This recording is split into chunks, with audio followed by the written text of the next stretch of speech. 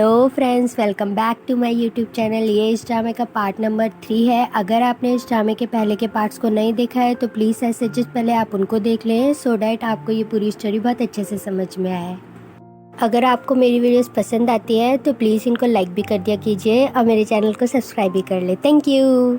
इस पार्ट की स्टार्टिंग हमारे पिछले पार्ट से ही होती है, जहाँ पर यांगुओ के स्वेटर की इतनी ज़्यादा बेइज्जती हो गई होती है तो उसको बहुत बुरा लगता है और जाकर वो अपने स्वेटर को उठा के लेके आती है, जहाँ पर तोतो उसका साथ दे रही होती है। यांगुओ को अपने बॉयफ्रेंड को ऐसे सुनाना और अपने स्वेटर को हाथ में पकड़कर फूट फूट कर रोना, ये सब केजोंग भी पीछे खड़े होकर देख रहा होता है।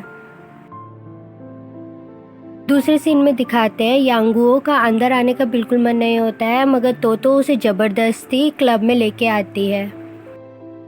यांगुओ यहाँ पर तोतो को बोलती है मुझे अंदर जाने का बिल्कुल भी मन नहीं है, क्योंकि उसका एक्स बॉयफ्रेंड जिसका नाम अदय है वो अपनी गर्लफ्रेंड के साथ अंदर ही बैठा होता है। यहाँ पर तोतो यांगुओ को जबरदस्ती अंदर लेके आती है और उससे समझाने की कोशिश करती है, बल्कि इसमें तेरी क्या गलती है, गलती तो सारी उसकी है, तो तू क्यों नहीं अंदर जाएगी, तू जाएगी अंदर।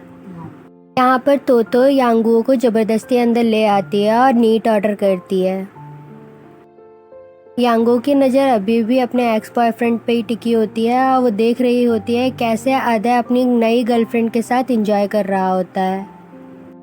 अदय को अपनी नई गर्लफ्रेंड के साथ एंजॉय करते देख तोतो को बहुत ज़्यादा गुस्सा आ रहा होता है और वहीं पर यांगुओ को बहुत बुरा लग रहा होता है। ये सब वहाँ पर बैठा केजोंग भी देख रहा होता है। अगले सीन में हमें यूफिंग को दिखाया जाता है, जो कि अपने घर पहुंचा होता है। गाड़ी से उसका निकलने का मन नहीं हो रहा होता है। वो सोचता है इतने वक्त तक तो वो दोनों सो चुके होंगे। यूफिंग बहुत हिम्मत करके अपनी कार में से निकलता है और बहुत हिम्मत करके घर की तरफ बढ़ता है तो देखता है कि बहुत सारा कचरा वहाँ पर फैला हुआ है, सामान ऐसे ही बिखरा हुआ है। जब यूफिंग गेट तक पहुंचता है तब वो नोटिस करता है उसके बच्चों की नैनी की चप्पल अभी भी बाहर है, तो वो समझ जाता है नैनी जरूर से अंदर ही होगी। यूफिंग जब अंदर जाता है तो वो नैनी के लिए आवाज़ लगाता है, तो नैनी बहुत स्टाइलिश तरीके से किचन के स्लैब के पीछे से बाहर आती है। यहाँ पर नैनी यूफिंग के लिए हैप्पी बर्थडे गाना गा रही होती है, जिसे सुनकर यूफिंग का तो दिमाग ही फिर जाता है। यहाँ पर यूफिंग नैनी से बोलता है तुम्हें किसने बताया आज मेरा जन्मदिन है। तब नैनी उसको जवाब देती है कि मैंने आपके कुछ डॉक्यूमेंट देखे थे, उसमें बर्थ डेट मेंशन थी जो कि आज की थी। यहाँ पर यूफिंग नैनी को क्लियर करता है कि आज मेरा जन्मदिन नहीं है। यहाँ पर नैनी यूफिंग की कोई भी बात नहीं सुनती है और बोलती है कि मुझे पता है उन दो बच्चों के साथ साथ इस बड़े बच्चों को भी प्यार की बहुत ज़रूरत है और मैं उस बड़े बच्चों को प्यार देना चाहती हूँ। यहाँ पर नैनी यूफिंग को पूरी तरीके से सीड्यूस करने की कोशिश करती है, तो यूफिंग उसको बोलता है कि मैंने तुम्हें दो बच्चों की केयर करने के लिए यहाँ रखा है, ना कि तीसरा बच्चा पैदा करने के लिए। यहाँ पर यूफिंग नैनी को घर से जाने के लिए भी बोलता है, मगर यहाँ पर नैनी इतनी ज़्यादा ढीठ होती है कि वो कोई भी बात नहीं मान रही होती है यूफिंग की। यहाँ पर यूफिंग सारी घर की लाइटें ऑन कर देता है और नैनी से बोलता है तुम यहाँ से निकल जाओ, नहीं तो मैं पुलिस में कंप्लेन कर दूंगा और इस बार की तुम्हें कोई सैलरी भी नहीं दूंगा। नैनी यहाँ फिर भी कोई बात नहीं मान रही होती है यूफिंग की, तो वो उसको रिक्वेस्ट करता है कि यहाँ से निकल जाए, मगर यहाँ पर नैनी जब कोई भी बात नहीं मान रही होती है तो यूफिंग उस पर गुस्सा करके बोलता है तुम यहाँ से निकल रही हो या नहीं। यहाँ पर नैनी यूफिंग को बोलती है हम लोग एक बार बर्थडे साथ में मना लेते हैं, फिर मैं चली जाऊंगी घर पर। तो यहाँ पर यूफिंग को और ज़्यादा गुस्सा आ जाता है। वो नैनी का हाथ पकड़ता है और उसे गेट तक छोड़ के आता है। आखिरकार नैनी भी नैनी थी, नैनी भी यूफिंग को बहुत कुछ सुनाते हुए जाती है। ऊपर से ये सब ड्रामा बच्चे भी देख रहे होते हैं, बहुत ज़्यादा इंजॉय कर रहे होते हैं।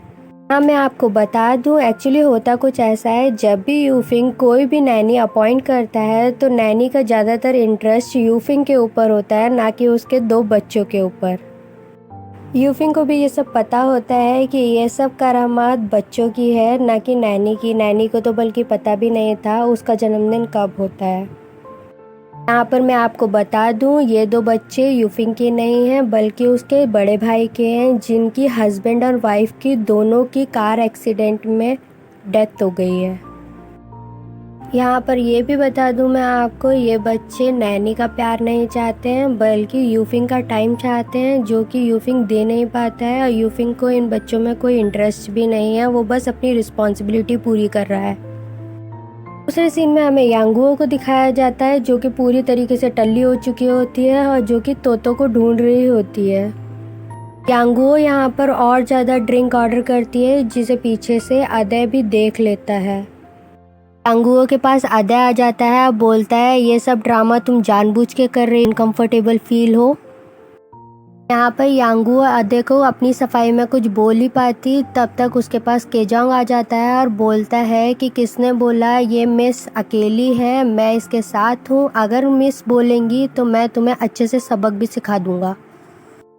यांगुओ यहाँ पर अदय की गर्लफ्रेंड को नोटिस करती है। यहाँ पर अदय यांगुओ को बोल के जाता है कि बहुत जल्दी तुमने नया बॉयफ्रेंड भी बना लिया, देखते हैं मेरे से ज़्यादा टिक पाता है ये नहीं। यहाँ पर केजोंग यांगुओ का पूरा साथ दे रहा होता है और ऐसे प्रेटेंड करता है कि वो यहाँ पर यांगुओ की वजह से ही है और यांगुओ को यहाँ से ले जाने आया है। अदय यहाँ पर यांगुओ को 2-3 बातें और सुनाने लगता है, जिस पर केजोंग को भी गुस्सा आ जाता है और वो यांगुओ से पूछता है, अगर तुम चाहती हो तो। इतना सब कुछ सुनाने के बाद अदय वहाँ से चला जाता है और यांगुओ फिर से अपना स्वेटर पकड़ के रोने लगती है। यहाँ पर केजोंग यांगुओ के पास आता है और उसे बोलता है, प्लीज़ रो मत, अगर तुम रोगी तो मैं समझूंगा अभी भी तुम उसको बहुत ज़्यादा प्यार करती हो। यहाँ पर यांगुओ केजोंग के ऊपर चिल्लाते हुए बोलती है, क्या मैं अब रो भी नहीं सकती, उसके लिए भी हर किसी की परमिशन चाहिए होगी। और वो इतना बोलते ही वहाँ से चली जाती है। दूसरे सीन में हमें दिखाते हैं तो बाथरूम में पूरी तरीके से टल्ली पड़ी होती है। यांगुओ बाहर जाकर वॉमिटिंग करना स्टार्ट कर देती है, जिसे पीछे से आकर केजोंग संभालने की कोशिश करता है। यहाँ पर इसका जेस्चर यांगुओ गलत ले लेती है और बोलती है, मैं अभी किसी भी रिलेशनशिप में दोबारा नहीं आना चाहती हूँ, तो मुझसे दूर चले जाओ। इस वक्त तो केजोंग उसको कोई रिप्लाई नहीं करता है और वहाँ से दूर चला जाता है। दोबारा आता है उसके लिए एक पानी की बोतल लेकर और बोलता है, अपना मुंह साफ कर लो। यहाँ पर यांगुओ केजोंग से पूछने की कोशिश करती है, तुम मेरे लिए इतना सब कुछ क्यों कर रहे हो, तुम मेरी इतनी हेल्प क्यों कर रहे हो। यहाँ पर केजोंग यांगुओ को सफाई देकर गलत तरीके से ले लिया है, मेरा कोई इंटेंशन नहीं है आपके साथ रिलेशनशिप में आने का, मैं तो सिर्फ और सिर्फ आपकी मदद करना चाहता हूँ। यहाँ पर यांगुओ इतना ज़्यादा दुखी होती है कि अपने दिल की सारी भड़ास केजोंग के सामने निकालने लगती है कि मेरे से ज़्यादा अनलकी लड़की तो कोई हो ही नहीं सकती इस दुनिया में। आज के दिन ही मेरा ब्रेकअप हुआ और आज के दिन ही मेरी जॉब भी चली गई। यहाँ पर यांगुओ बातों बातों में ये भी बोलती है कि मेरी बहन सही बोलती है, I am good for nothing. तो यहाँ पर केजोंग उसे बोलता है, कौन बोलता है आप गुड फॉर नथिंग हो, मेरे हिसाब से तो आप बिल्कुल परफेक्ट हो। यहाँ पर यांगुओ केजोंग को बोलती है, मुझे कंसोल करने की कोई ज़रूरत नहीं है, मुझे पता है मैं किसी भी काम की नहीं हूँ। यहाँ पर यांगुओ केजोंग को इस स्वेटर की भी पूरी कहानी बताती है। उसे बताती है कि कैसे उसके बॉयफ्रेंड को ये स्वेटर बहुत ज़्यादा पसंद था और उसके पास पैसे ना होने की वजह से वो स्वेटर नहीं खरीद पाई थी, तो सेम कलर की उसने ऊन ढूंढी और उसने अपने पूरा हाथ से ये स्वेटर बनाया था। इतना बोलते ही यांगुओ दोबारा बहुत ज़ोर ज़ोर से रोना शुरू कर देती है। इस पे केजोंग उसे बोलता है कि कौन बोलता है आपका स्वेटर बिल्कुल अच्छा नहीं है, मैं चाहता हूँ ये स्वेटर। अगर आपको मेरी वीडियोस पसंद आती हैं तो प्लीज़ इनको लाइक भी कर दे। Thank you.